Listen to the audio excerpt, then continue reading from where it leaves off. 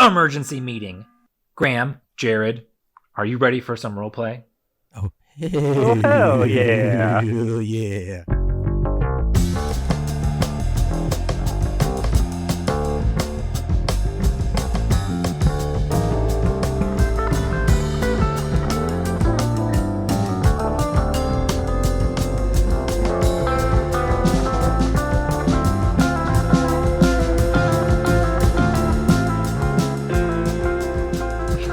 Alrighty then. Welcome to the Hidden Roleplay Podcast, where we discuss deception and hidden role games.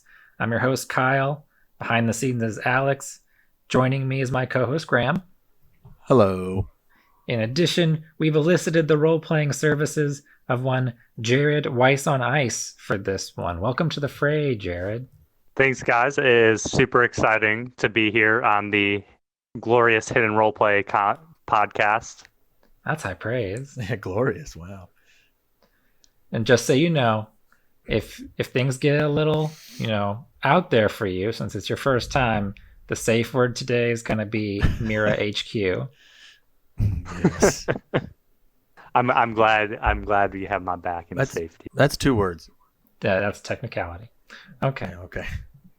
Today we're talking about the viral phenomenon, the game Yeah. every streamer is streaming on Twitch, the most popular role-playing game there is right now by far. Or not role-playing game, deception game. You know what I meant.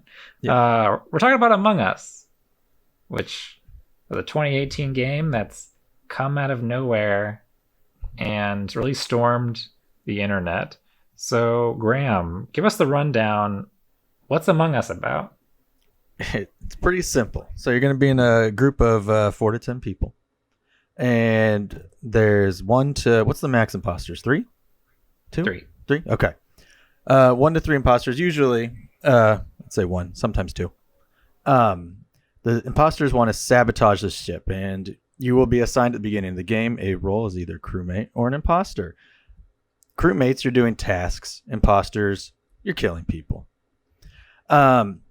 So everybody's given tasks, and the imposters are given fake tasks, and the game ends by getting to one of 4 checkpoints. Either all the imposters are dead, like voted off, or all the tasks are completed. In both those situations, the crew would win.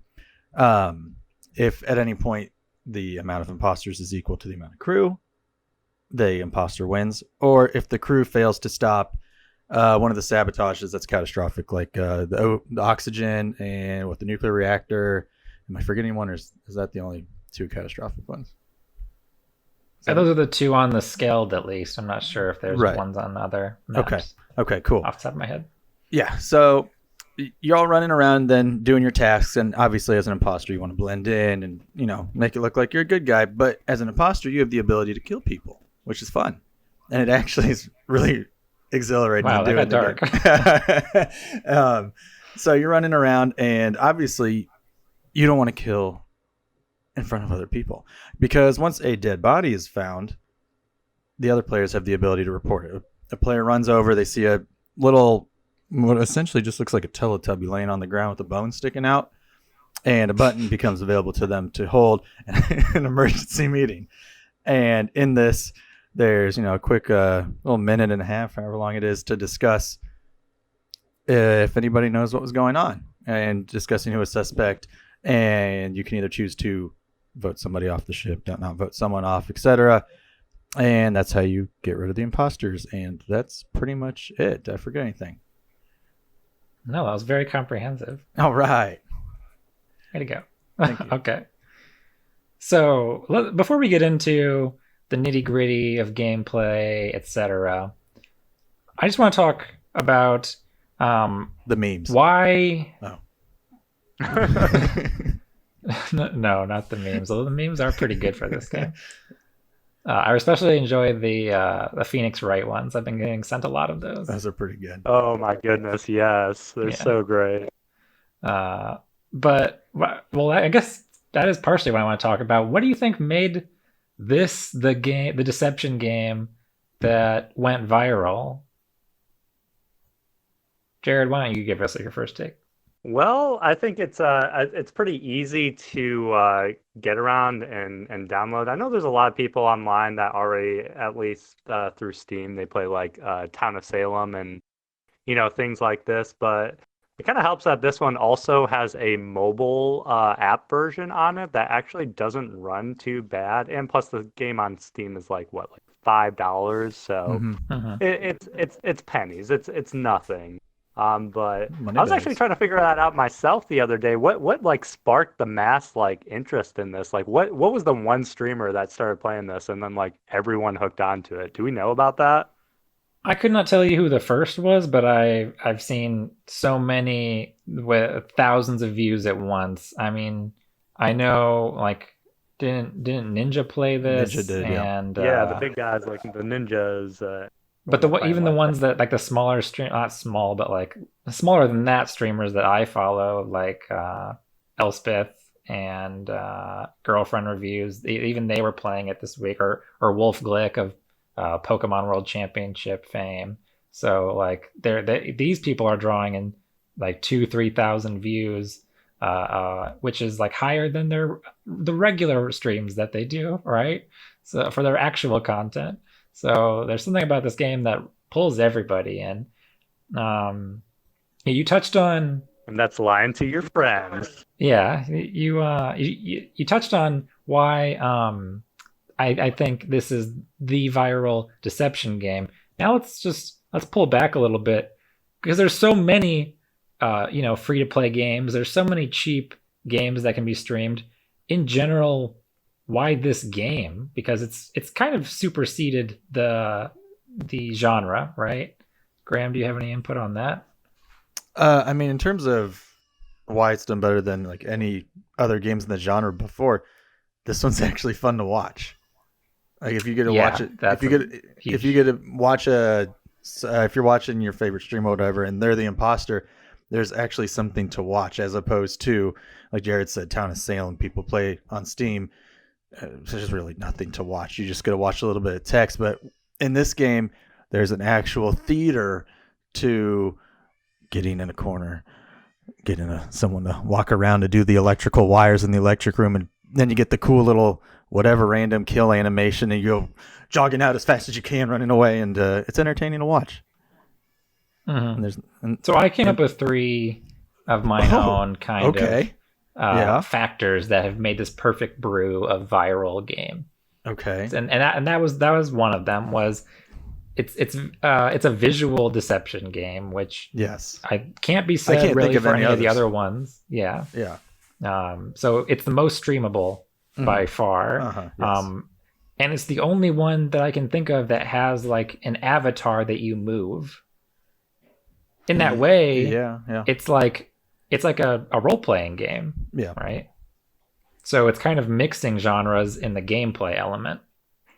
And then my next factor was the time that we're in, because it was on a 2-year delay. I don't think it was necessarily a coincidence that it happened during quarantine that Right. this happened, because people are starved for that social gathering type of game.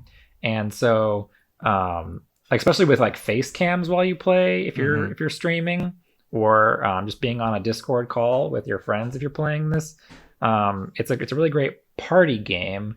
And it's like there's like a lot of tension if you're an audience and you're watching someone's face while they're trying to lie, or you're like are watching a squad stream and you're seeing the multiple perspectives.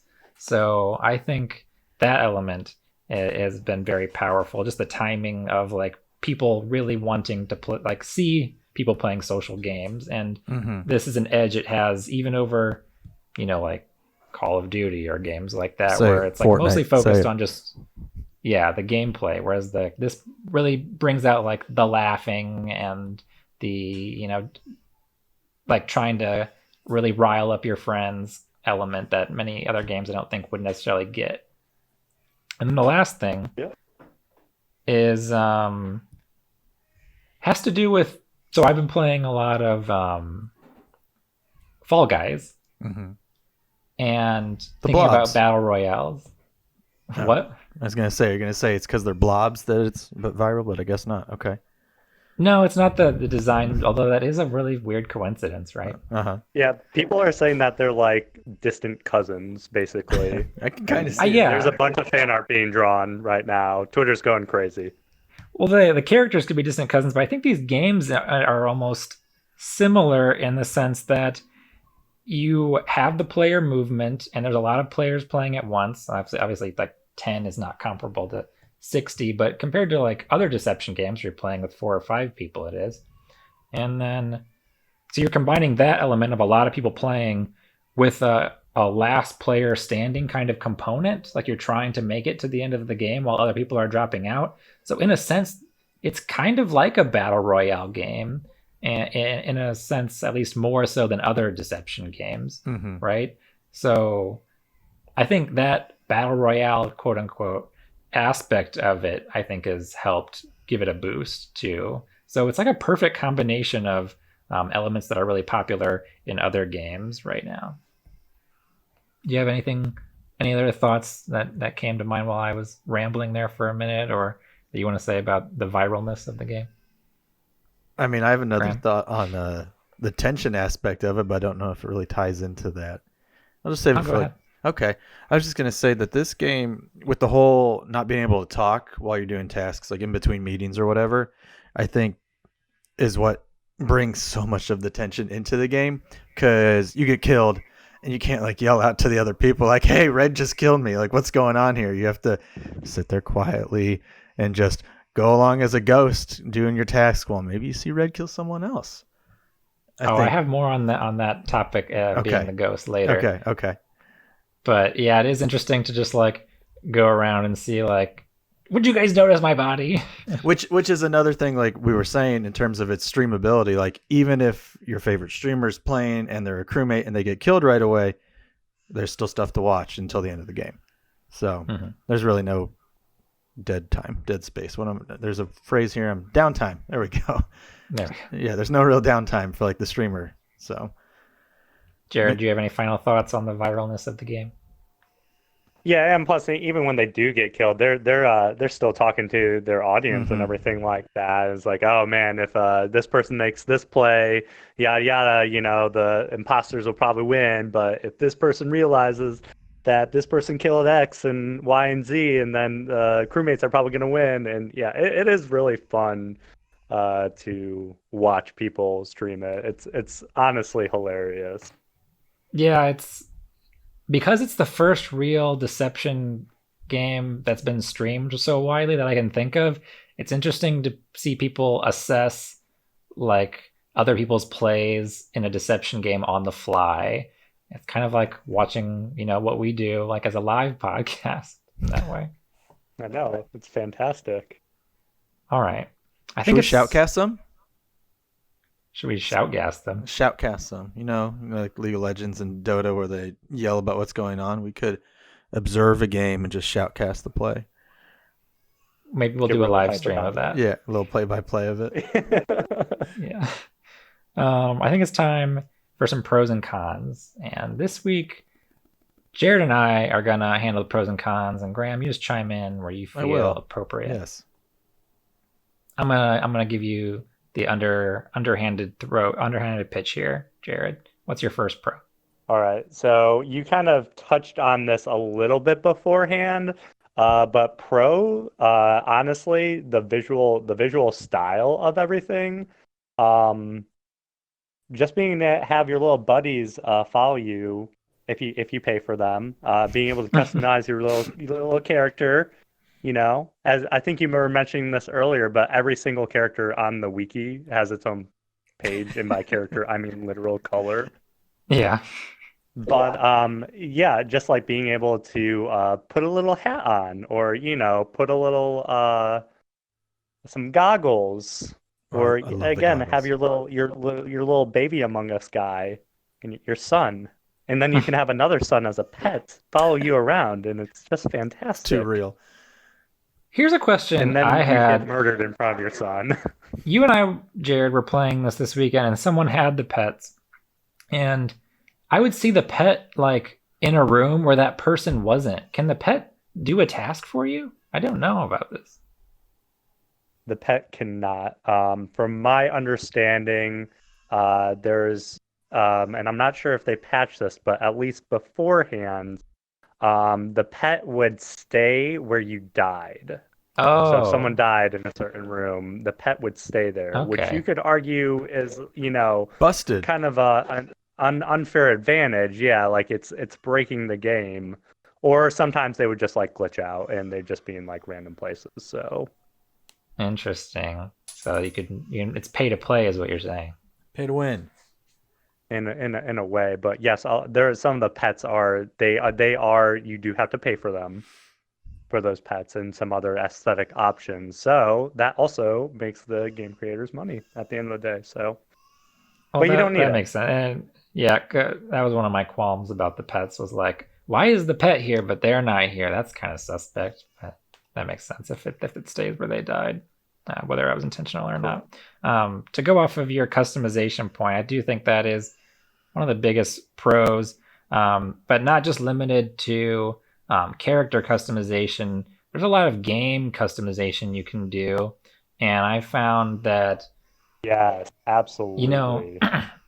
one way to play this is to just randomly queue into lobbies. If a lot of your friends are busy, that's one thing I practiced a week ago was just playing with randoms and doing the text chat instead of voice calls. Uh, But if you're playing with a lot of people you're familiar with and you think the game is skewed one way or the other, then you can try to tweak and fine tune the settings so that the winds aren't too tilted one way or the other.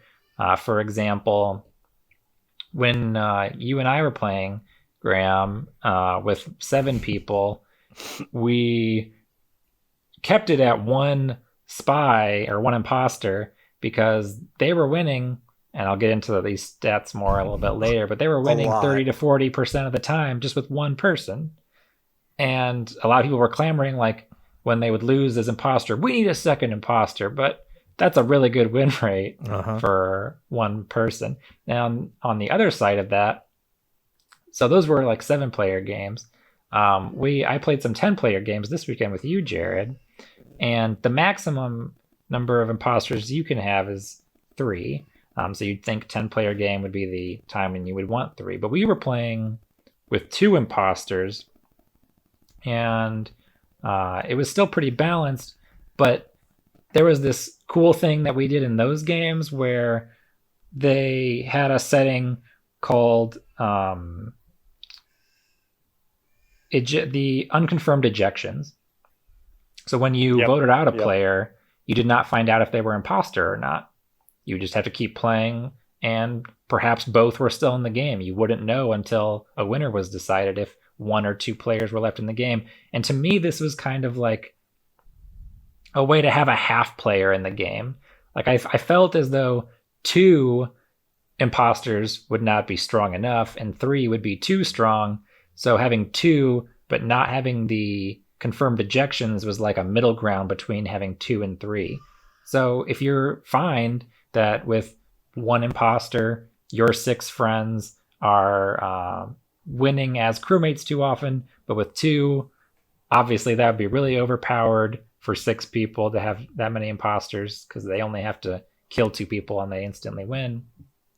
Then you can use that unconfirmed ejection to kind of give an edge to a lower number of imposters. So the way, and that's not even touching on like there's 3 maps, so you can tinker with that. Like maybe on one map, like there's the Polis, which is I think the biggest map.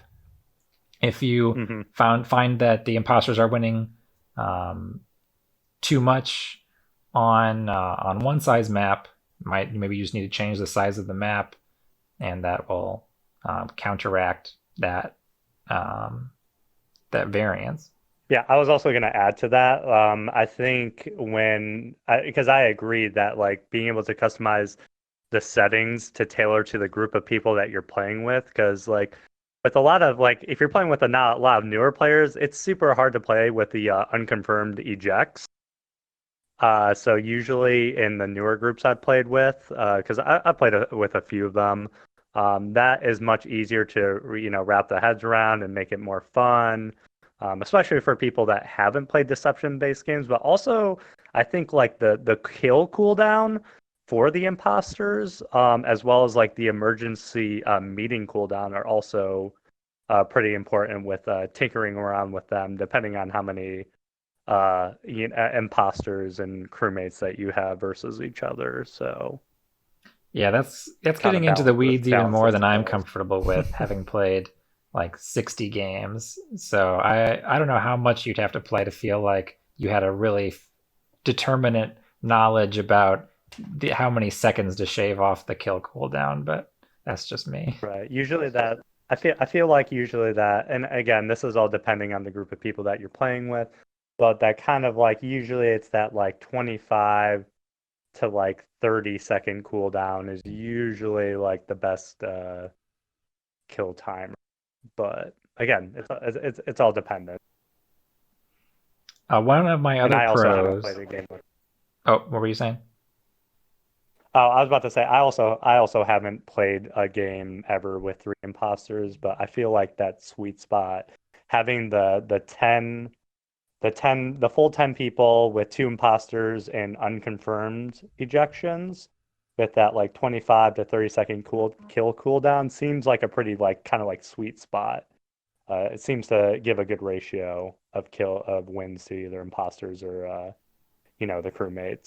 Yeah, I even in random games, I never played in any games where there were three imposters, and I never felt like there needed to be. So I wonder if that's just like you're playing with a bunch of people who've never played before, and they can never seem to win as imposters. So you would add the third at that point. But like I said, that's Right. one of the good things about this game is all of the customization, so you can tinker with it to make it fit your group of friends. My next pro was that it's a game that's a simple concept, right? It's the basic premise is mafia is werewolf, which if you're into deception games, you're very familiar with, right? But it has a lot of layers to it. What I mean by that is um, there's a very simple, voting phase. Who do you think done it? But then they have the tasks layered on. So you have other things you need to be paying attention to, not just like in a game like Secret Hitler. Who do you think is lying? Well, you also have other things you need to be doing. There's the vents that you can hide through and change locations. So it's not as simple as I saw this person in the southeast quadrant because they could not be there the next minute, right? And there's a lot of different ways of going about the game. Like, are you going to group up with people? Are you like trying to bait people with your and like with player movement? Like we were saying, this is something that isn't in other deception games. So the way you move your avatar is part of the deception element. Like because the I don't know if we mentioned this yet. The imposters can't do tasks, so they have to pretend like they're doing tasks. So there's an avatar based deception going on layered on to the killing aspect, etc. So I think there's like more to this game than meets the eye. You might think it's just like werewolf with a joystick, but it's a lot more than that.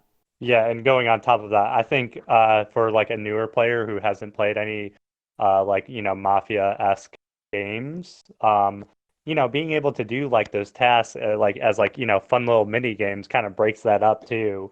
So like even if they don't feel like they can figure things out, they're still going around doing stuff and like contributing to like trying to help the crewmates win with all that.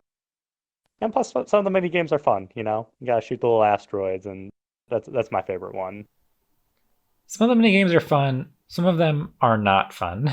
I would say like that's a pro and a con for me. 100%. And Yeah. we haven't gotten to the cons yet, but I'll just give this now since we're talking about it. They don't give you the directions on how to do the mini games, and I still do not know how to do one of them. There was one I've only seen one time. I think it's probably a Mira HQ one or a Polis one because I don't play on those as much. There was one where I saw like a picture of a garage, and I couldn't seem to click on anything, and I don't know what I was supposed to click on in this picture. So Oh, are you talking about getting the watering can and then watering the plants like out of the storage area on Mira HQ? I think that's maybe, what you're referring to, because it just gives you a picture of, because it's like a dark room with some boxes, and there's a yeah, like a watering can sitting on the boxes. Yep, and then you're supposed to click that, and then you're supposed to go up, and then you're supposed to water the plants. I had no idea. And then You idiot. Yeah, you dummy. there's like long tasks and short tasks. We haven't mentioned that either. And the uh, first 20 games I played where I did the long tasks, I like stood there the whole time while I started the task where it was just downloading or whatever. And Me then too. someone eventually told me like, "Oh, you don't have to stand there the whole time." Oh, that would have been great to know. I did that too. I think the So, most yeah. frustrating thing with the download and the upload is like you're just waiting for the bar to go up, and you're just praying that someone doesn't get killed or someone doesn't report a body or no one calls an emergency meeting before your download or upload is done. So you don't have to start it all over again. Or kills you. Yeah. I especially Or feel that or way you get about killed while doing it. Yeah. I feel that way about the leaves one because for Uh, some reason I swipe them, but I miss them sometimes, and I'm like, this is taking me forever. Have you ever experienced trouble with the card reader in admin on the Skeld? Only the first time, and I I think it was have you and me, Graham. I think we were both trying to do it at the same no time, idea what's going on. and yeah, that was another thing. It doesn't tell you that. I assumed when I was doing a task, I was the like only one in control of my task was me. But there are Too like fast, too slow. multiple people Bad can have their reading. hands on the card of the card reader at once, Makes and they sense, don't tell you right? that. It Just in makes the sense, same but sense that it's It like a phone doesn't. It game. I don't doesn't know. make It wasn't sense. intuitive. Oh, I don't think we also mentioned this with the adjustable settings, but there are some tasks that you can only see being cleared if you are a crew member. Think of the med Med scan, scan yeah. or the shooting of asteroids, because they do have animations which you can turn off. Hmm. So depending on, how comfortable you feel with the game, that's another aspect you can look into. Yeah, that I feel like that's the equivalent of doing like a Nuzlocke in Pokemon. Like the game isn't hard Yeah, enough for me. I need to add extra layers, so we're gonna turn off the animations because we need it to be hard. yeah, to have the auto confirm, and then yeah, you're trying to wiggle your body around. It's like, hey, please go with me to the med base scan so you can see me do this and confirm me. Please, Wiggle please, your please. body around. Yeah, you're Yeah, trying to twerk for attention. do a little dance. Yeah. Like, hey, come on, buddy, let's go. Did you have any more pros? Or are we ready to move on to Um, cons? I would say just the gameplay itself. We've mentioned the aesthetic and everything like that, but it runs very, very smoothly. You never really get a lot of glitches or instances, at least when you're in the game itself, where you have a hard time, for example, maybe going into an event or executing a kill. Everything is pretty damn fluid. Obviously, being able to do a task is like, one thing, but when you're just like walking around the map and, going to places, and that's everything flows well, which you can actually, another thing you can adjust is the walking speed too, which people have done memes with where they'd like turn it up to like times 3 and everyone's like just like zipping across the map. Oh geez. Uh, That sounds it's miserable. crazy. It's so hard to. I saw one person do that. It's so hard to play, but it makes for a really fun video. But True. yeah, gameplay. Gameplay is very very solid. All just all around. That brings me back to a point you made earlier, Graham. My last pro will be that I think it's really innovative that they incorporated post-death gameplay. I think it's pretty soothing actually when you die early on in a round, and you get to just zoom through the walls Uh-huh. and just go pulling down cranks and pushing leaves out, and you just feel really productive. Feel like you got your shit together. It's like those Facebook pages where it's like oddly soothing or like wonderfully Oddly satisfactory, satisfying. oddly satisfying. There we go. And I don't know. I think it's kind of fun to do stuff. Although I will say that I played with some people in a game this weekend, and all of the people who were remaining in the game were claiming that their tasks were done. Obviously, the imposters don't have them, but if that was true, and I think it was, there were just dead people just like watching the game and not doing their tasks, and that was so frustrating. That I is was frustrating. actually I was gonna actually list that as one of my cons Oh, that's a good for transition that. then. That is a great People transition. dead people not completing their tasks, because Yeah. I can only think of like maybe one or two times where the crewmates have actually won off of completing tasks. And usually the reason why they don't, well, one, obviously if the game doesn't go long enough, but if the game is going to go long enough, it's like one dead person that like walked away from their computer and didn't complete the task. Yeah, Yeah, gross. Anyway, a little bit frustrating. for sure. Um, I think that the the like I hadn't occurred to me for like at least 50 games. Like I had been dead and doing my tasks. Finally, around like game 50, I was so frustrated by the way I got killed once that I was like, I'm gonna go follow this person who killed me and see when they finally get caught, because they are being so brazen about this. And I realized everyone who was dead was following them. So either one, everyone who was dead was done with their tasks, all three or four of these people, or two, dead people don't do tasks. And this had never occurred to me before. I was flabbergasted.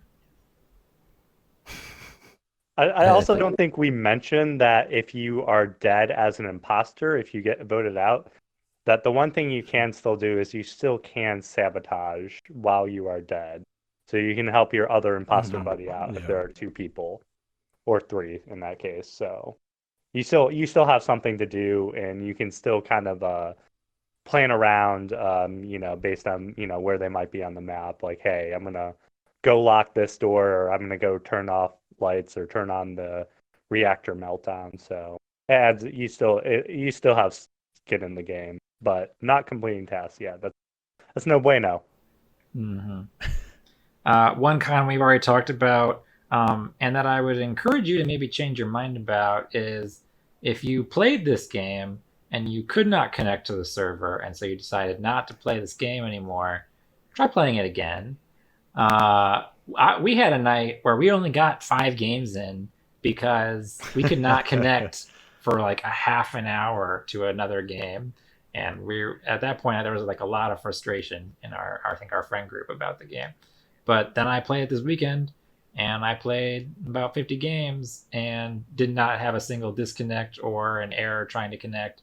So I think they've finally gotten on the ball with this and fixed whatever kinks they needed to.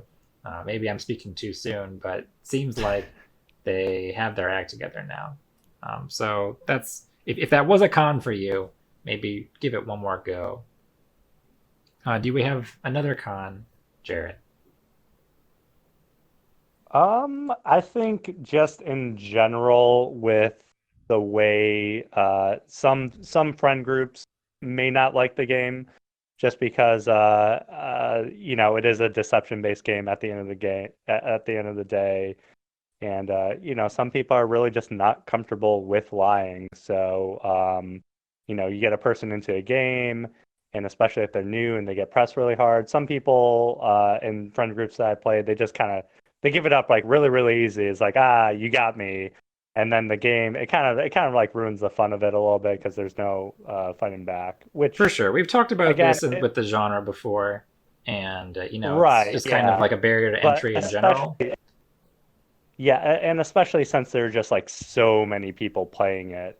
Right. That's I remember, why it's like I important said, to bring up, because like this could be someone's first Deception game just based on the broad appeal. right, yeah. So like I was playing with a friend group with again a lot of new people with that, and I was like absolutely astounded because people were just like giving themselves up without even like a fight. Like someone would say like, "Oh, I saw you next to the body," and they're like, "Yeah, you're right, I did it." And I'm like, "What?" Like they didn't even try to push blame or anything. So yeah, again, it just comes down to people aren't comfortable with lying, For unless they sure. played.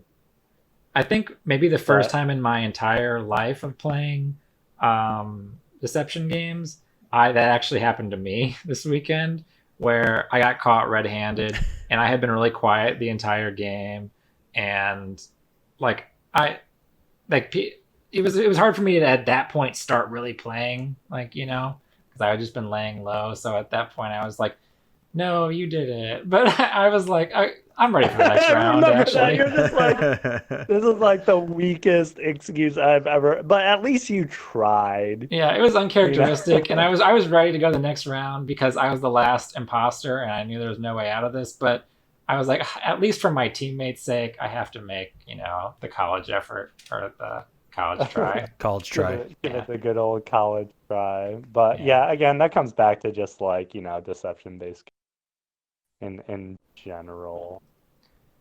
I think I we've don't know. I covered can't most of really the. think of any other cons Yeah, there's not many right cons to this now. game. We did talk about the mini games one. Like, it's a con to me that they don't like have a tutorial for you to like. I guess. Well, maybe they actually do. I haven't played the like single player mode, like the test mode. Maybe that's where you're supposed to figure all this out. But I was it's about not. to It's not say there required to is a jump into a free game. play. Correct. There is a free play where you can just kind of run around the map or So maybe whatever map when that you what I should have want done when I and do encounter that. tasks Yeah. and just kind of figure things out before, like where stuff is before you like jump into it with other people if you really want to, True, which that's my bet. I But don't I'm think also the kind of that's person who doesn't do really. tutorials in games. Like, I completed Horizon Zero Dawn and I 100%ed it, except for the like play it again uh, achievement. But the only like rights or um, missions I didn't complete were all of the tutorials. I don't play tutorials either in video games. My What last I'm Just to hearing get is out. you two are a pair of hardcore gamers. That's right. only late in life. My last con is more of a joke than anything. I got a spicy webtoon ad while I was playing this game once. I play free to play, so I get ads. I And remember this. I got a sultry looking romance illustrated. So it was tasteful in that there was no nudity, but I was like, what if a child were to see this? It's just based on your browsing history, my guy. Oh, they caught me. Uh-oh. Uh-oh. This just in, Kyle was looking at anime titties online. I was looking at the Dujins, my guy. Yeah, so that Oh was my that was lord. a weird ad, but I think we're ready to move on to the pro strats. Oh, ooh. Ooh, But I boy. think we should preface it by saying, like, of all the games we probably ever reviewed, there's This is probably so many more strategy guides if you really want to go into the weeds and ignore become us. and get your Harvard education on the finer points of Among Us. Of Those Among Us. resources are out there. This is full disclosure. I've played 60 games, and this is what I did to succeed, and what didn't work for me. Kind of advice. All right, So, let's get into it. how about we start with the crewmates? Because I think in these kind of games, everyone wants to be the imposter, right? But more often than not, you're going to be the crewmate. So let's give Unless you're some Alex. crewmate advice. Graham, we've kind of taken over here, so I'll give you first That's at bat. okay.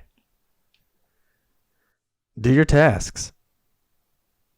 Yeah, That's it. yeah. That's the tip. When you die, do your tasks. When you're alive, do your tasks. But I will say, I actually had Traveling too. one of my strategies was actually don't do your tasks. So let me counter argue you. Oh, whoa. Okay. All right. Let's segue to that right now. Okay. I have not played. Give me the reason. I have not played a single game where people have won by doing tasks.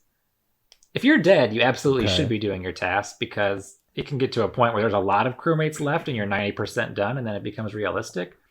But generally speaking, I think it's better to just pay more attention to your surroundings and try to group up, especially if there's not many people playing, if the game could end quickly.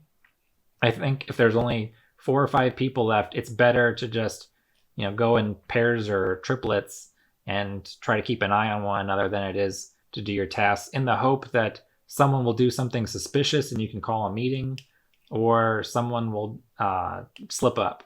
So for me, one of the things that helped me was just when I first started, I was like, oh, I have things to do. I better go do them. But I was not paying enough attention to behaviors. And so for me, slowing down and not doing my tasks has actually helped me. Okay, I can see it. I was gonna interject. I think there's like a happy medium. There, because you're right. The first time when I first started playing it, I was just like, okay, I don't care who I'm with. I'm just gonna go and do my task. It doesn't matter. But then as I started playing more, I really started paying attention to like, okay, let me try to be at least with one other person, and try to do a pathing that we're both gonna kind of be near each other, or at least in similar rooms, so we can hold each other accountable, which ties into another crewmate point of stick together as much as you possibly can to keep each other accountable. So even if it's not in like at least just like groups of like 2, in a perfect world, if not like maybe like 3 or 4. So no one can, get an easy kill. And there's multiple witnesses if someone does and tries to throw blame. So hit me with another pro strat, Jer. For the crewmates? Yeah. Yeah, so one other thing I was going to say with the discussion of doing tasks is that usually at like a midway point in the game, obviously you're going to have your meetings and with dead bodies. And usually it's a good idea if you can get through, especially, again, if you're getting to that later point in the game and, maybe you only have like 1 or 2 tasks left, is say like, hey, I have X, Y, and Z tasks left. Why don't you or someone else follow me to them so you can stick with me? And so you're just communicating very clearly like, hey, this is what I have to do left. You come with me and keep eyes on me while I'm doing them. So there's going to be less room for error. And even if you have to split off into pairs, 2 and 2, you're going to know if the one other person ends up dead that generally that the other person is going to be the imposter. Obviously, some of the emergencies break this up, which the imposters want to employ.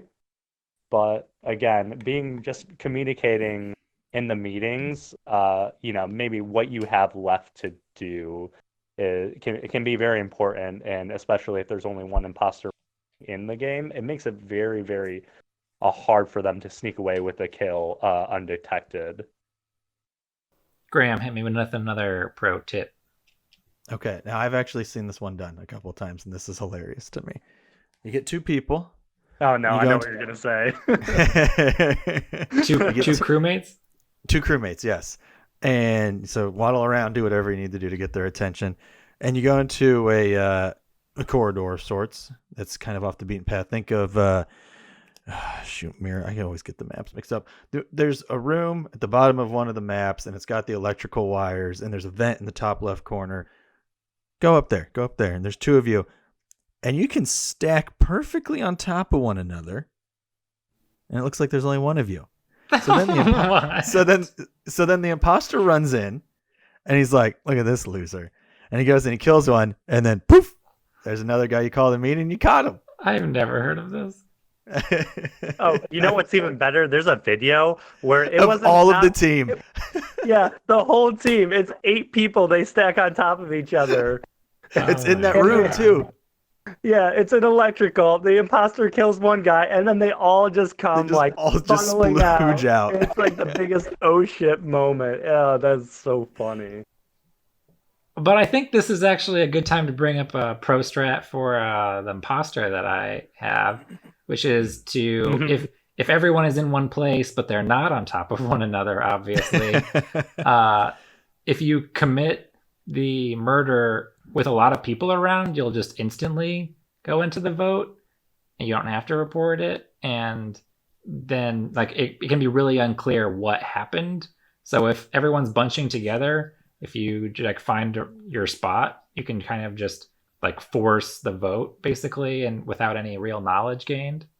So that's Yeah, one like thing. you're talking about like getting a stat kill, Yeah, basically, right? yeah. That's a very fun. I have one buddy who he loves to do that. He's like the most like brazen, like I'm gonna try to kill someone as quickly as possible, and then just like shift blame immediately. So you get 4 people in admin trying to do a card swipe or something like that, and then yeah, it's a good time.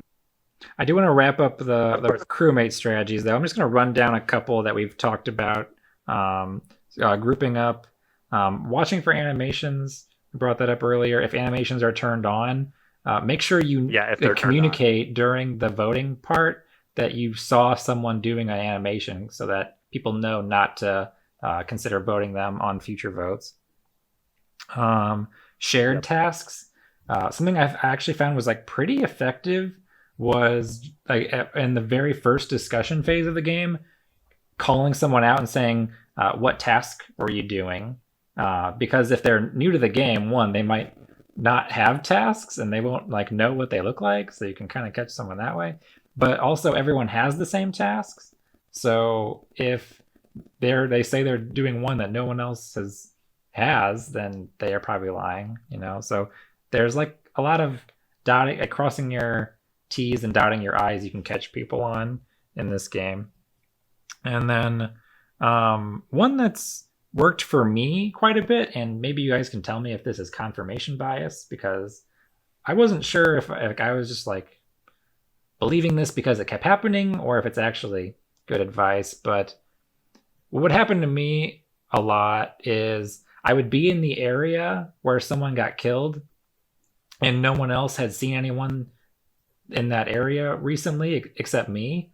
And I would say, well, the last person I saw there is so and so. Like I just happened to walk past this person last. And a stunning amount of times, the person I just happened to see walking by me in the hallway was the imposter. Like just because they were in the area, I didn't see the kill. I didn't, and no one else had been over there recently to confirm that I had seen them or that they'd seen me. Even like I could be lying, but just reporting like I saw this person there. Like why don't we just take a stab and remove them from the game so we don't have to ask this question later on? That was effective for me. You guys feel like that maybe was like a red herring that I shouldn't have been paying attention to quite as much, or I definitely think you should at least be bringing it up. It's a good place to start. Yeah, Um, I agree with that.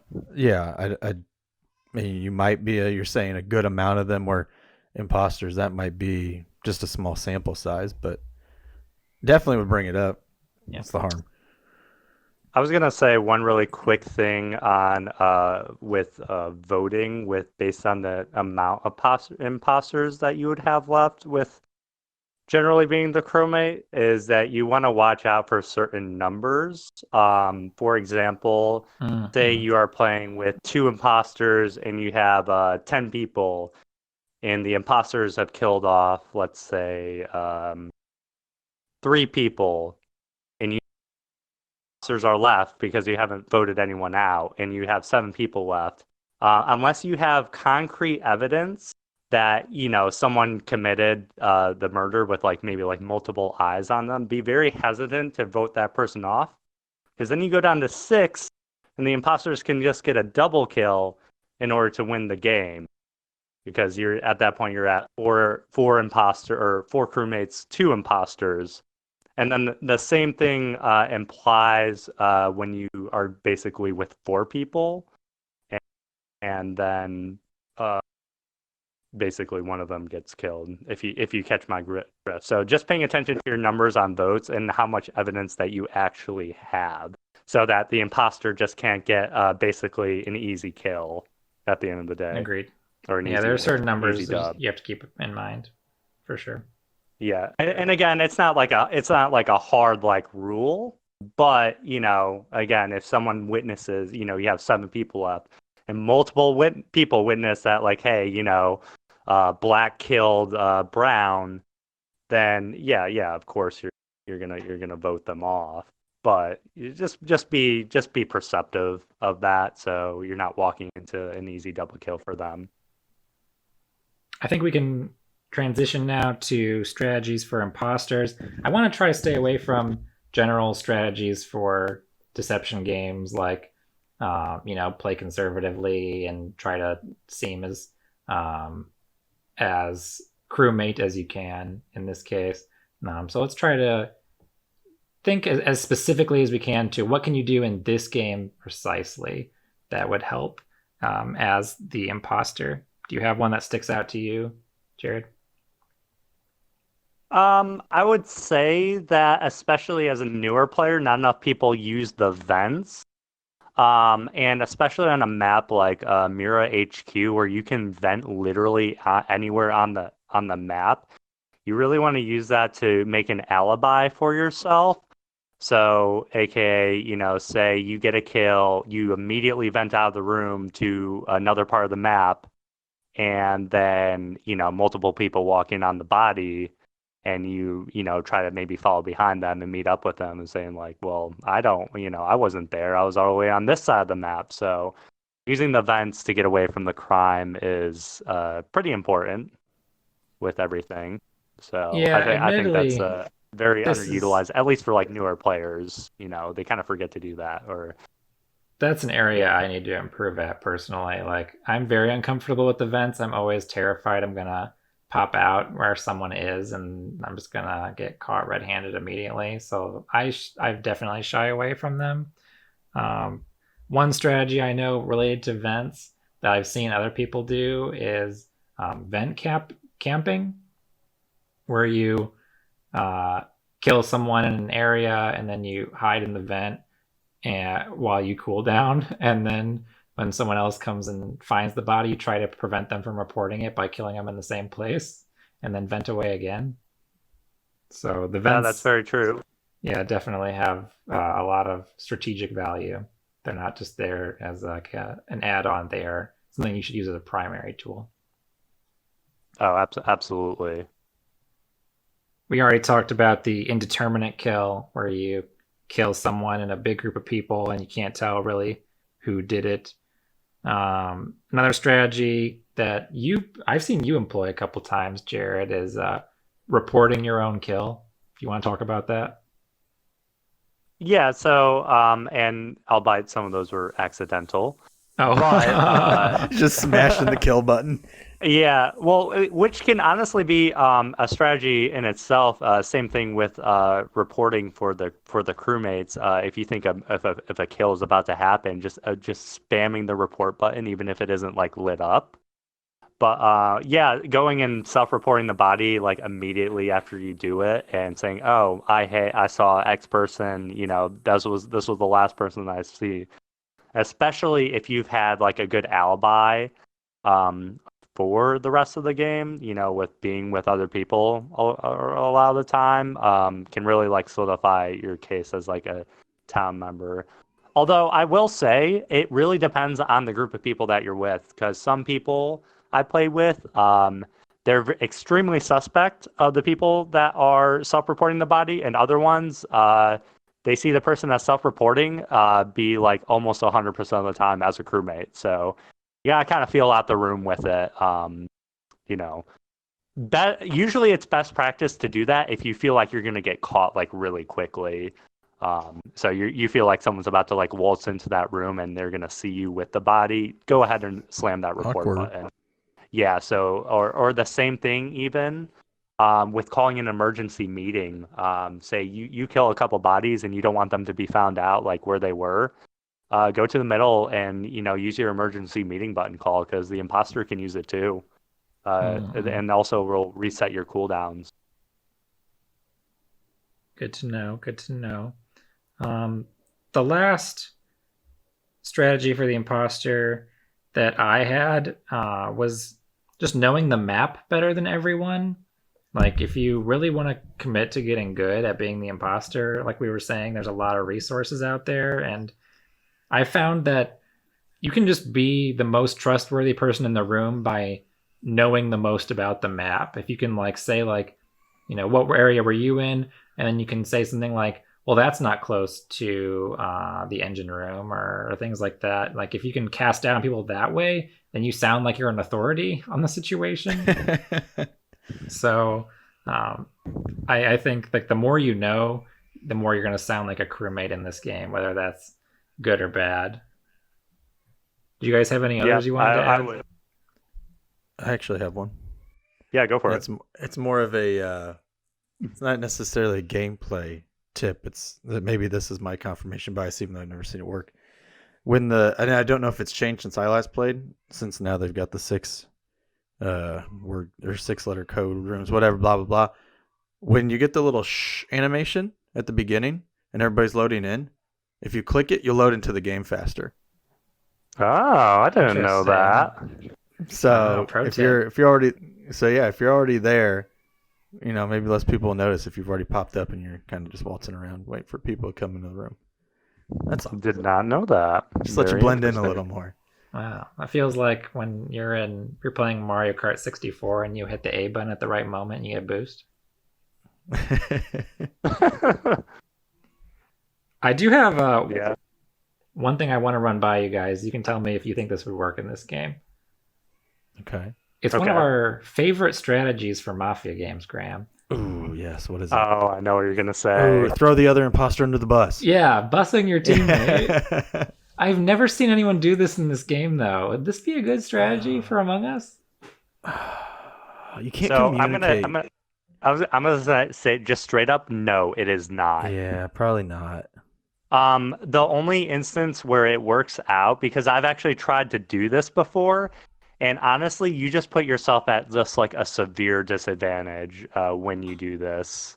The only instance where it does work is that your fellow imposter has basically been caught red-handed, and you throw a vote onto them along with everyone else. Like it's like damning evidence. So you're just like, yep, you know what, he's got to go. It also helps when you have the kill confirms on to say that. But honestly, with this game, people True. do not pay attention to that as much. So yeah, it's usually throwing your other imposter under the bus, bad move. Makes sense. I like it. So we're getting toward the end of our discussion. Our last major talking point is if you guys want to, share an unusual happening in a game that you played and tell a little anecdote, or if you want to do a little brag sesh. Now's the time to throw down. I'll start. I'll let you guys think of one. Maybe I'll jog your memory. So I was queuing up some rando games this weekend, and the very first game I queued into was a 10-player game. And for a while, there were only like 8 or 9 of us in the lobby. And a message popped up in the chat, and the guy goes, "Hey, you guys, it was my birthday yesterday. Would you guys all put on the birthday Yes. hat?" And if you're a skeptic here, you're like, yeah, of course it was It's your not your birthday. birthday. I bet, right? Yeah. But I thought it was very wholesome. Everyone putting on a birthday hat. That was cute. That is cute. That is cute. Yeah, Always story? put on the birthday hat. Always. I think, let's see, story. One of the few times that I've won as the imposter, I was in a rando 10-person lobby, just one imposter, and it was me. Oh my goodness. And I did all the kills in the electric room. Yeah, I do a think lot that's of them why. there too. There's a reason why it's a meme. Oh, it's Yeah. such a good spot to kill people. Easy vent out. Easy vent Uh-huh. out. Uh-huh. You got one, Jared? That's really about it. Oh yeah. I had a similar story where I was playing with a group of friends. Also, I'll just say this right now. I don't know how anyone, because I've never played like a random game where you're using the purely the text to talk to people. I've always been in a Discord call with Surprisingly, people. it's not that bad. I don't know. I'm just super super skeptical of it. I've With heard displaying that, so that was information. going to be one of my cons, but I decided to let it go. Was I've heard some like derogatory things go around in some of the chat rooms, as it does with any on Everywhere on the massively internet. Any online game, yeah. multiplayer game. Yeah, but the games that I was in, I did not experience that. Yeah. But I remember there anyways, what I was gonna say is that I was playing a game and this can actually also be a good imposter strategy is holding your roaming around with your other imposter and keeping each other accountable, quote unquote. And then just committing double kills all over the place. And literally just ending me and my friend we played one game where we literally just double killed the entire lobby. I'm down with it. I've definitely done the roam around with your friend and vouch for them strategy, but never did any of the double kills together. In fact, that was going to be one of my stories. Was I think the last game we played on Saturday, Jared, me and Frank were the imposters, but Yeah. we both had the same thought process going into the round, which was let the other person do the killing. And so Oh no. for like the task meter, I think, was up to like 30 or 40% before one of us killed somebody. And it was like looking kind of bad because there were 9 people and a lot of game, like not very much game left to be played if everyone was productive. And then it got to the point where it was like 95% taskbar full, and there were 6 people still in the game, and Frank and I were like kind of like always in the same place, so we couldn't get separation. Like everyone was just like in a mob. So like I was getting ready to do the group kill strategy, but we this was like a total crap show. I'd set off the oxygen, and me and him stood in front of the thing to make it look like we were turning off the oxygen, and so no one else did, and so the game just ended. Everyone was like, "You guys got this," and no, we didn't. Right, yeah. Yeah, that's why you gotta always, even if there's multiple people, you gotta like go up and do it anyways. Like oxygen, as well as like the reactor. You gotta get on those immediately because you never know what fuckery is gonna happen with the. But too much. I had one more thing I wanted to bring up, but I'm gonna let you do it, Graham, if you want to talk about it, which was what happened on our Discord call while we were playing Among Us with some of the Colorado guys. Uh-huh. And we queued into a game, but someone got kicked from the server, so we were gonna quit. Oh no. Do you want to talk about how the rest of that game played out? We didn't quit out, and the imposter just kept killing people. Yeah, we were like, everyone, let's exit the game so they can play. And the person who was the imposter did not want to quit. And so the person who got booted was not pleased. And that was a really funny situation to be on the Discord for. Also, I mean, and going back to Colorado, we play, I don't know, do you have the stats for like roughly how many games we played? Yeah, so I'll just run those down now. How many times was Jeff the imposter? Jeff was the imposter twice. Out of 40 games. That is incredible. Yeah, I was the imposter 7 times and won 4 of those. But someone, I think it was Koopa, was it like 9 times or something. But jeez. Yeah, we're at a good place. So I'll just run down those stats of the games I played. In 5-player games, I found the imposter won every single one. So I would recommend you not play 5-player games or 4. I can't imagine playing this with 4. Game would be over immediately. Yeah, you kill. There'd be no one point to doing person. tasks. Yeah, no. With 6 to 7 players, which is what you and I played with Graham, the crew won 60% of the time, and Okay. that seemed kind of low to me.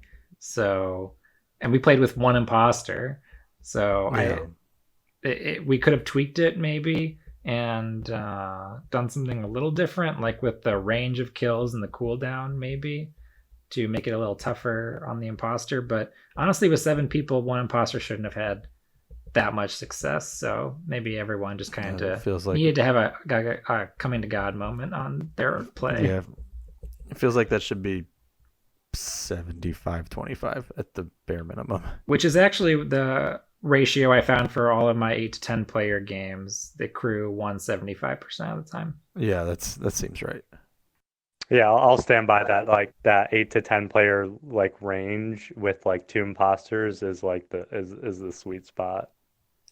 Yeah, And I then feel maybe like like that the 5 to 6 with like one imposter It's hard. it is hard. And then 7 is like the very awkward like middle ground where it's like, you probably should have 2 imposters, but then it's definitely like imposter bait. So Mhm. that's a very awkward area.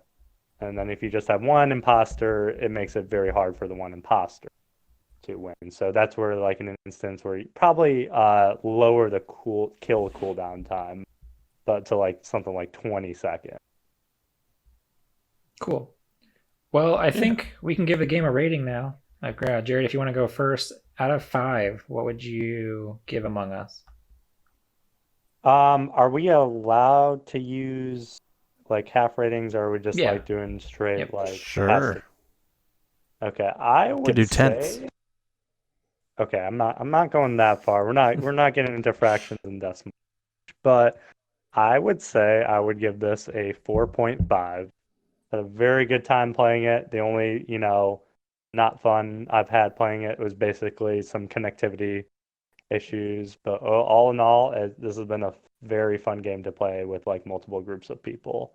And everyone wants to play it right now too, so Yeah, that's the great thing about playing this game when we did, because we considered playing this for the pod like 2 months ago, Graham, and Mhm. I just kind of dismissed it. Oh, really? Like for like Mhm. we'll We eventually did. get to it, but then it blew up, and now it's like it's very easy to practice games now. I'm gonna give this a 4 out of 5, or let's say a four toes out of 5 toes. The toes look like imposters. Look at your feet right now and tell me they don't look like imposters. Which one is the imposter? Which one is the imposter? It's the Yeah. pinky. It's a nubbin. I really like the element, as I was saying, of getting to play when you are removed from play, quote unquote. I like that there's multiple maps. It'll be interesting if they decide to add maps and add tasks to the game, in like maybe a season pass kind of way to the model that Fall Guys is using right now as the other like most popular streamable game.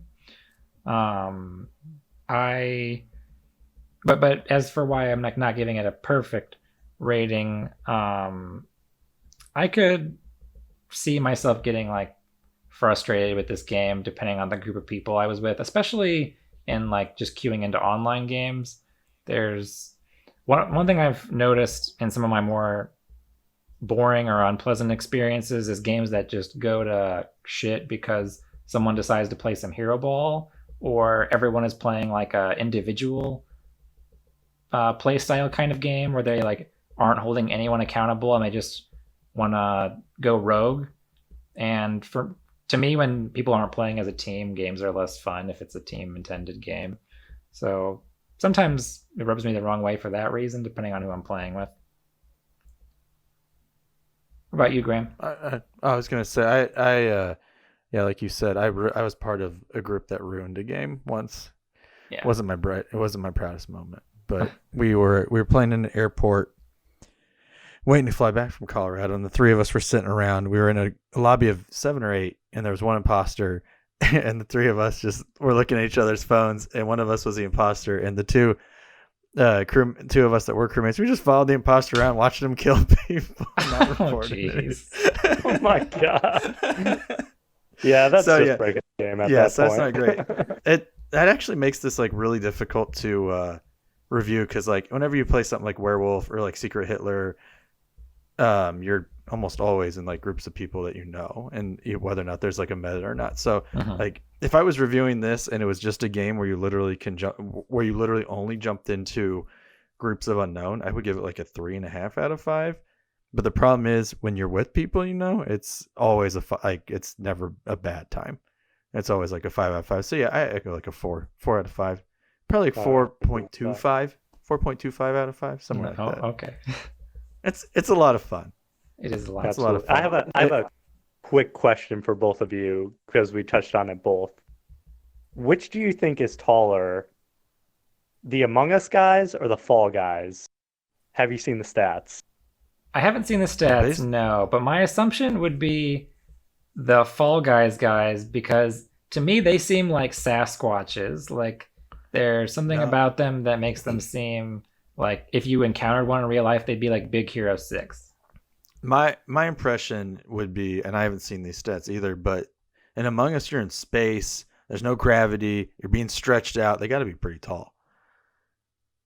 Well, Kyle, you would be right, and Graham, you would be wrong. Dang it. Because if you go to the Medbay scan, the Among Us Oh, guys, the yeah. astronauts, they are approximately like 3.5 feet tall. Okay, They're my toddlers. Okay. Oh, they're okay. like toddlers. You know how tall the Fall Guys are? They're don't like wanna six know and a now. half feet. They're taller than So us. they're massive. They could crush an Among Us guy. It's actually kind of creepy to imagine someone looking like a fall guy being 6.5 feet tall. Yeah, I think of them It kind of is, like and they're- trolls. Yeah, a Fall Guy's gonna come and murder you in your sleep. No, they're gentle Sock. giants. Come on. They are gentle giants. They got No, they seem cuddly on the surface, but they're Well, out. except for the ones who wait at the finish line to grab you. Those are goblins. Yeah, they are. They're the worst. To tack one more Squirrel. thing on to the review or whatever I was saying is that this game, to me, of any social deduction game, when you're a bad guy or imposter, is the biggest thrill. It's better than being a wolf and werewolf. It's better than being Hitler and Secret Hitler. Wow, It's that's a just hot such a take. thrill. It's such a thrill to run around the map killing people. It definitely Some of is the animations, fun if yeah, you've been just like queuing a lot of circling. games to finally It's get the exhilarating, imposter. and if like no one's reporting the dead body, and if you're not, and they're just piling up in corners, and you're trying to get away with it, it's a rush. have I still problems. feel like it's not as big of a high for me because of the fact that you're not seeing that person's facial reactions and body Okay, language. Sure. Getting away with the body language aspect is a big high for me. Yeah. Okay. Okay, so I think we're ready to wrap up. One final note that I'll bring up is like just a half an hour before we started recording, they announced that there is not going to be a sequel to this game. Like I said 2 months ago when we were considering this, one of the first things I noticed was Among Us 2 coming soon. But What's Among Us 1? right, but instead they've decided just try to make improvements to the game, like the servers and more customizations, and probably some other surprises too. One of the other things I noticed in the press release was they're adding more accessibility options. So good on them. This isn't going anywhere. You don't think so? I don't think. You don't think it's fast? No, I don't. No, I don't. No, I mean it'll peak and plateau or whatever and drop eventually, but I think this will be popular for at least another year or two. I think what's most exciting is that there could be more games in this kind of genre, and there could be more deception games that are having this Hey, appeal. I'm all It could spark something. Yeah, you're right. Like you were saying earlier, it could kind of be like the new battle royale per se of of video games that people are playing. And if Among Us they're Lobby. making money off of those microtransactions, by giving you little pets and everything, they'll more people want to jump in on it. Just Oh, wait for yeah. the Among Us open RPG. Let's go. And with that, we can go to our final segment, our moments of Zen. It's been a few weeks. We've been pretty busy. So if you want to give one that's, been in your life recently, just give us a little nugget of Graham and Jer's point of view. I'll go first if you guys don't Ooh. mind. Okay. So, All right. Yeah, sure. parent-teacher conferences were a couple weeks ago. Oh boy. And with those in mind, I was reaching out to parents who I really wanted to talk to, just to give them a heads up about, what was going on with their student and get them prepared, just in case, their kid hadn't been keeping their parents informed of their progress or lack thereof. So that got me thinking of previous times that I've had parent-teacher conferences, and what I like to do is, send emails and Google Voice messages when I try to give them that update, like, hey, parent-teacher conferences are coming up. I'd like to talk to you about this, this, and that. And so I wanted to share with you what happened one time when I reached out to a pair of parents. No. So this particular student was not doing well in the class. So they were in a single household. So I had a group text with both parents and just said my typical spiel. I'm Mr. L. And if you want to reach out to me, here's what's going on. Do you really call yourself Mr. L? Yeah. Sweet. Okay. Yeah, Lesnowitz is too long. And I sign all my emails just L. That's a power move. Wait, Okay. hold on. Like the one person from Death Note? Exactly. You're yes. L? Yes. Oh my goodness. El Des. You have the detective brains too as a power move. That is a power move. So, I was talking to the one parent, and the other one wasn't really responding in the text chain, and we kind of cleared things up. And they're like, "I look forward to meeting you and clearing some things up about so and so." And I get a text the next morning during first period from the other parent, and it goes like this: "Good morning, my love. Mhm. How's it going this morning? I get to take a break today. No. Whoop whoop. Love you so much. Have a great day. Kissy face emoji, hard eyes emoji, winky face emoji." And an hour later, I get a follow up. I apologize. My partner didn't. I'm paraphrasing, of course. My partner didn't realize this was on the text chain. We're sorry. Please disregard. That was really It's so funny. awkward. Yeah, it's Oh my very goodness. awkward, especially having to meet them after that. Whoop whoop. Whoop whoop, indeed. Graham, can you follow that up? Raise the roof. I can try. It's not as. I think it's pretty funny. I guess So I take. I'm an adult. Oh, I also would like to say real quick. I just had my first parent-teacher conference last night over Zoom for the little 5-year-old. So that was exciting. Oh.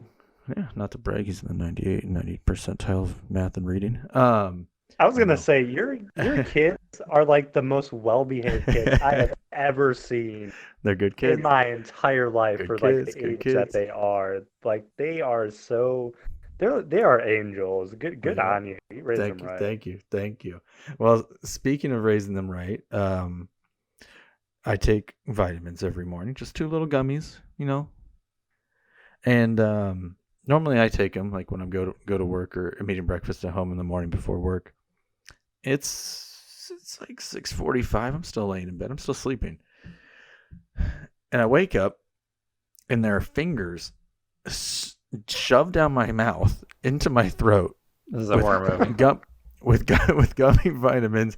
My 3-year-old Bennett had ran into the room and was saying, "Daddy, here's your vitamins," and he's sticking them in my mouth. I literally woke up gagging.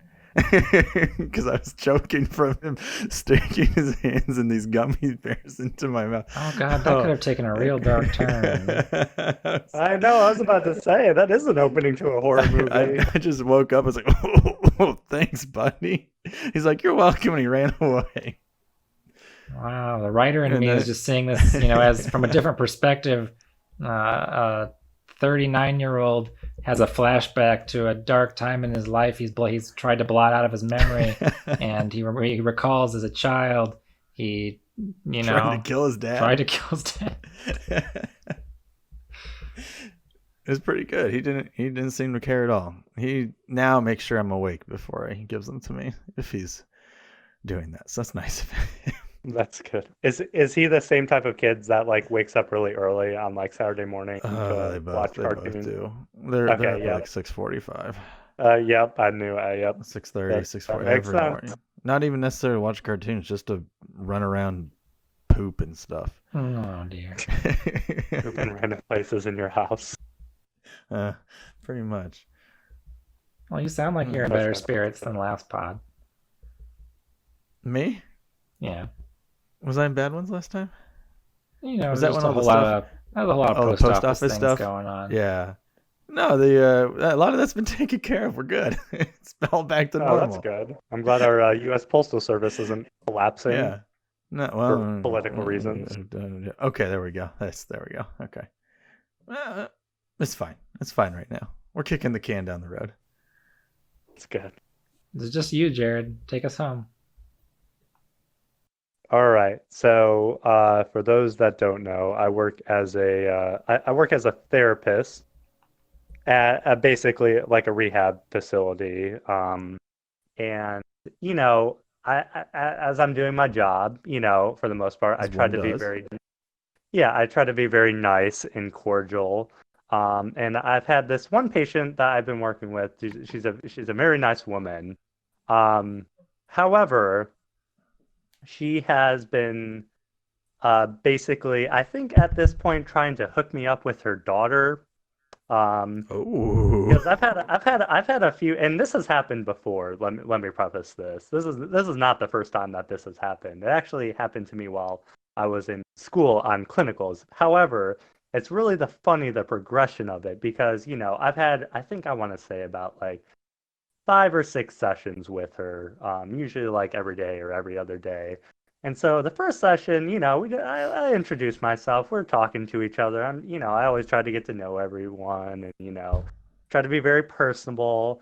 And I'm like, oh, and of course she at some point ends up asking, oh, are you married? Because, a lot of people just assume that I'm married at my work, which I'm not. I'm single. I'm like, no, I'm not. But, I'm in the dating game. Haha.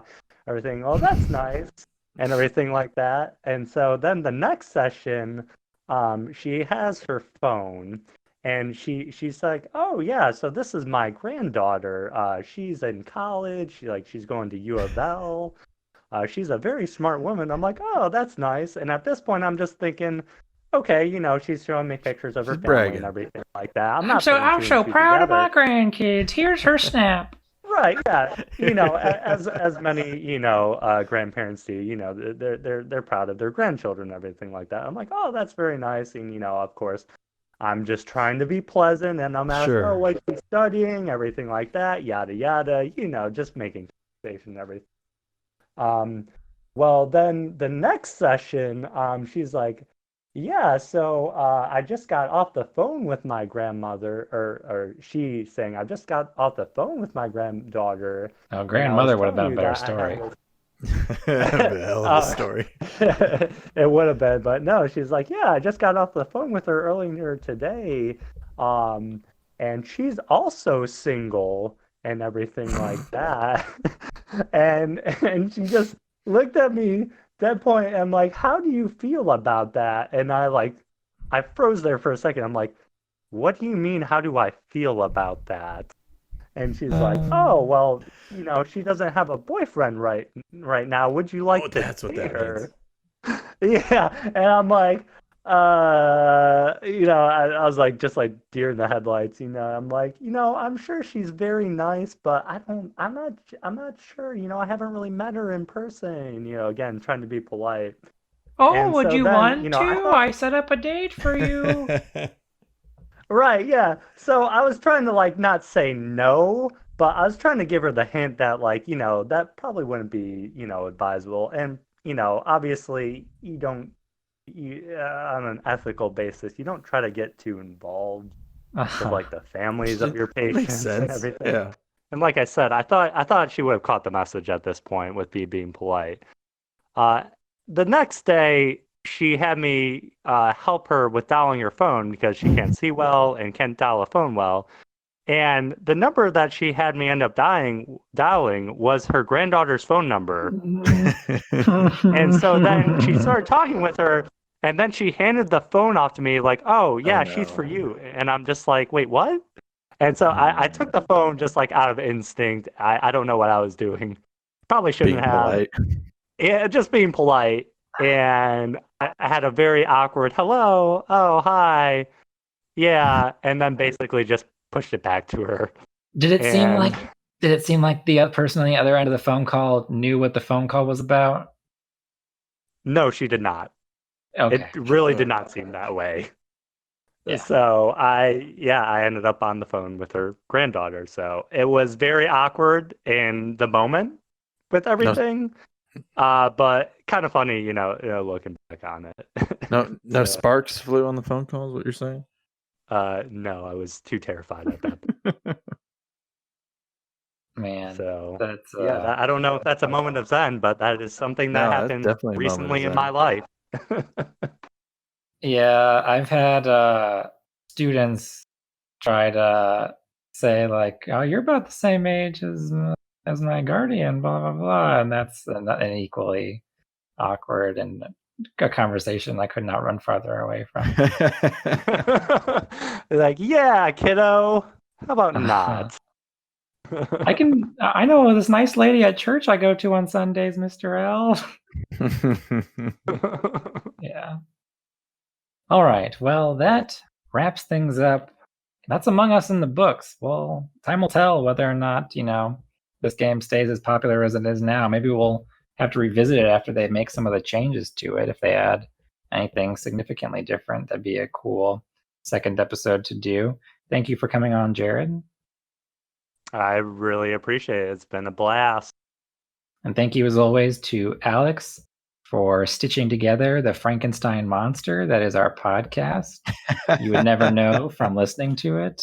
Thanks, Alex. That's why we pay him the big bucks. Thanks, Alex. Appreciate it.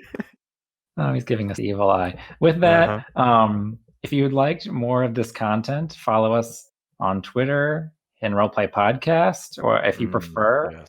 watch our snazzy videos on YouTube. And look forward to our next conversation. I have an idea of what I want us to do next, and hopefully it won't be too far down the line. You gonna tell me when we get off this? Sure. Okay, cool. So, adios, arrivederci. Goodbye. Love you. Bye.